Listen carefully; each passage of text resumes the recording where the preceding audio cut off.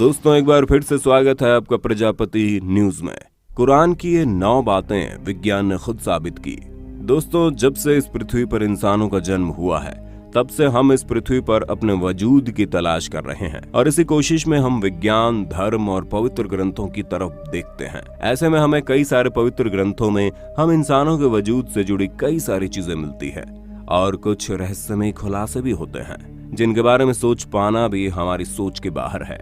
और आज की इस वीडियो में हम आपको मुस्लिम धर्म की सबसे पवित्र किताब कुरान पाक में लिखी कुछ ऐसी बातें बताने जा रहे हैं जिसने विज्ञान तक को हैरत में डाल दिया। अब वो चीजें क्या है इसे जानने के लिए मेरे यानी अपने दोस्त विशाल प्रजापति के साथ वीडियो के बिल्कुल अंत तक बने रहना। आगे बढ़ने से पहले अगर आप हमारे चैनल पर नए हैं तो प्लीज सब्सक्राइब करके घंटा हिलाना मत भूलना। ऐसा करने से आप पर कृपा आनी शुरू हो जाएगी। ट्राई करो, इट्स वर्क। जीवन की उत्पत्ति। जैसा कि हम सभी जानते हैं पानी हमारे जीवन के लिए सबसे ज्यादा जरूरी है और कुरान इसी विषय में एक असाधारण दावा करता है। कुरान के मुताबिक जिंदगी पानी में ही पैदा हुई है। पानी को ही पृथ्वी पर जीवन की उत्पत्ति के लिए सबसे अहम तत्व माना गया है। इस चीज का पता इस बात से लग जाता है कि पृथ्वी में रहने वाले सभी प्राणियों के सेल्स या कोशिकाएं पानी से बनी है। साफ शब्दों में कहें तो जीवित प्राणी ज्यादातर पानी से ही बने होते हैं। उनके शरीर में अधिकतर पानी होता है और इस चीज की पुष्टि बहुत पहले ही कर दी गई है। झूठ और हमारी हरकतें। अबू जहील नाम का एक बहुत ही अत्याचारी और निर्दयी शासक पैगंबर मोहम्मद के समय में हुआ करता था। अल्लाह ने कुरान में उसको चेतावनी देने के लिए 96, 15 और 16 की आयत में फरमाया कि इस बात में कोई शक नहीं, अगर ये बाज ना आया तो हम उसके मत्थे को पकड़कर घसीटेंगे। ऐसा मत्था जो झूठा और पापी है।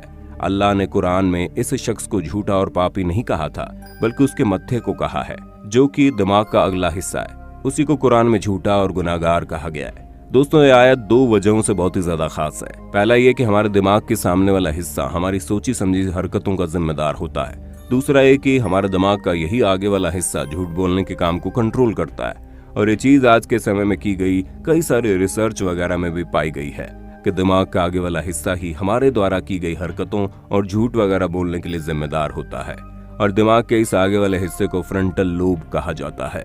आसमान हमारी हिफाजत करता है।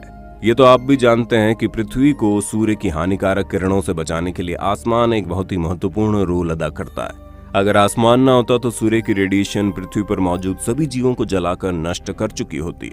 आसमान पृथ्वी के चारों ओर लिपटे कंबल की तरह है जो पृथ्वी को जमाने वाली ठंड से बचाता है और यही चीज कुरान की 21-32 आयत में लिखी है कि हमने आसमान को तुम्हारे लिए एक हिफाजत की छत बनाया है और तुम हमारे इशारों को नजरअंदाज कर रहे हो। पहाड़।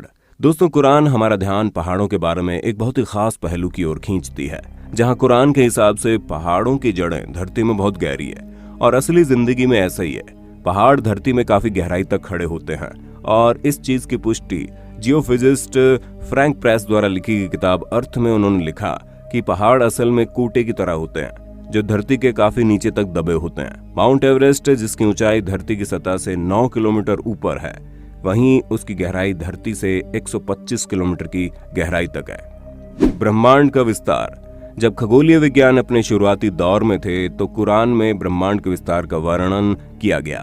कुरान की 51-47 आयत में कहा गया है कि ब्रह्मांड को हमने अपनी शक्तियों से बनाया है और इसको हम बढ़ाते रहेंगे।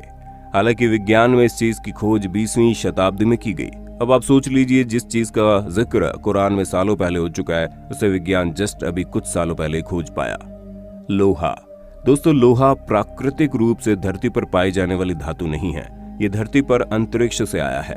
अब सुनने में भले अजीब लगे लेकिन वैज्ञानिकों ने यह खोज निकाला है कि अरबों साल पहले पृथ्वी की टक्कर उल्कापिंड से हुई थी और हैरान करने वाली चीज तो ये है कि वो उल्कापिंड लोहे से भरा हुआ था और पृथ्वी से टकराने के कारण बेहद जबरदस्त विस्फोट हुआ जिसमें पूरी पृथ्वी में फैल गए। और कुरान की 57-25 आयत में भी ये कहा गया है कि हमने लोहे को नीचे धरती पर भेजा है समस्त मानव जाति के फायदे के लिए। सूरज की कक्षा। दोस्तों साल 1512 में वैज्ञानिक निकोलस कोपरनिकस ने सूर्य के बारे में अपनी राय पेश की जहां इनके मुताबिक सूर्यमंडल में सूर्य अपनी कक्ष में स्थिर रहता है और बाकी के ग्रह इसके इर्द गिर्द चक्कर लगाते हैं। ये नजरिया सूर्य स्थिर है 20वीं सदी तक तमाम खगोलीय वैज्ञानिकों में कायम था, लेकिन अब इसका पता लगा लिया गया है कि सूर्य स्थिर नहीं है बल्कि वो हमारी मिल्की वे गैलेक्सी के बीच में घूमता रहता है।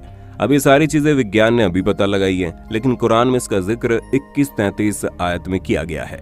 वो जिसने रात दिन चांद सूरज बनाए वो अल्लाह ही है, और ये चांद सितारे सब अपनी कक्ष में ही तैरते रहते हैं। समुद्र। दोस्तों, कुरान 24-40 आयत में कल्पना का आधार बनाकर गहरी बातों को हम तक पहुंचाना चाहती है।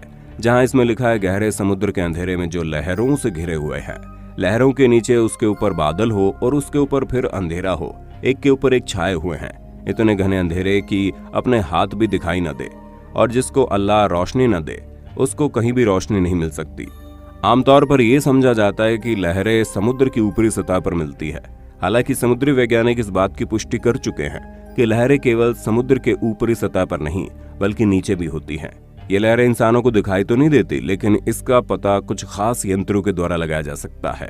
दर्द को महसूस करने वाले टिश्यू। काफी लंबे समय तक यही समझा जाता रहा है कि महसूस करना और दर्द का अंदाजा करने वाले टिश्यू दिमाग में होते हैं। हालांकि बाद में ये चीज खोजी गई कि दर्द को महसूस करने वाले टिश्यू दिमाग में नहीं, हमारी खाल पर ही मौजूद है, और इनके बिना दर्द को महसूस नहीं किया जा सकता। और इससे संबंधित कुरान की 4:56 आयत को गौर से देखें तो उसमें लिखा है, जिन लोगों ने हमारे खुलासे को झूठ समझा है हम उन्हें आग में झुलसाएंगे। जब उनकी खाल जल जाएगी हम उन्हें उसके बदले नई खाल देंगे, ताकि वे दर्द को निरंतर महसूस करते रहें। बेशक अल्लाह सर्वशक्तिमान भी है, बुद्धिमान भी।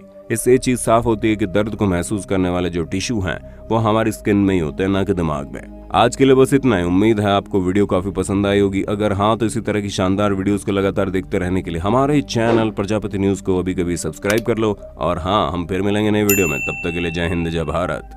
दोस्तों, आपकी स्क्रीन पे 2 और वीडियोस दिख रही हैं, जिसे देखने के लिए आप इस स्क्रीन पर क्लिक करें। दोनों देखिएगा, बहुत अच्छी वीडियो बनी है।